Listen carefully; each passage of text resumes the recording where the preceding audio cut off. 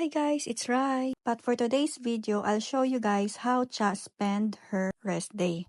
Nung nag-IKEA kami last time guys, may nabili kaming painting. And ilang araw nang nakatingga. Tanong siya sa akin, paano namin ikabit? So sabi ko sa kanya, gamitin yung pins. Akala ko nagtanong lang siya para gawin namin the next day. Ayun, wala palang bukas-bukas sa army. Sinukat na niya agad yung walls. And ayan, taga-abot lang tayo guys. Ayan, sobrang happy ng person. Kasi at last na perfect niya yung spacing. Diba ang ganda ng painting? Nakasilang yan last time guys. Nakapag-Daiso nga rin pala kami kahapon guys and meron siyang nabiling mga mini paintings. Kaya naisipan niyang ikabit ito sa aming entrance. Napatanong siya sa akin what would be the nice placement.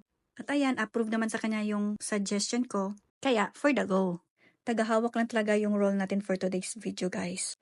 Pagkatapos ng painting guys, di pa rin siya nakontento na alibid-bara daw siya tingnan yung mga cups namin.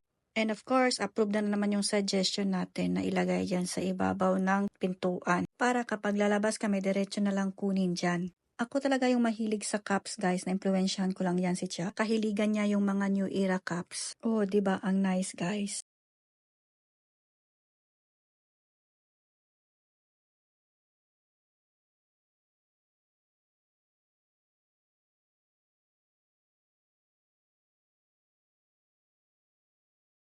After that guys, akala ko tapos na siya guys sa mga pakabit-kabit ng mga paintings, ng mga cups. Hindi pa pala guys. Hindi pa siya nakontento. Pinapalis niya ako sa kama guys kasi magche-change sheets daw siya. Amaze na amaze talaga ako nito sa kanya guys kasi ang dami niyang activities at gumagana ang kanyang pagiging creative.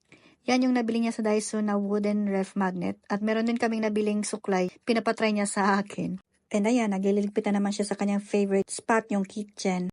Parang bagong lipat talaga kami guys kasi ayan, merong bagong kurtina na naman. Ganito talaga siya guys kapag makapag-Daiso. For the aesthetic yung goal namin.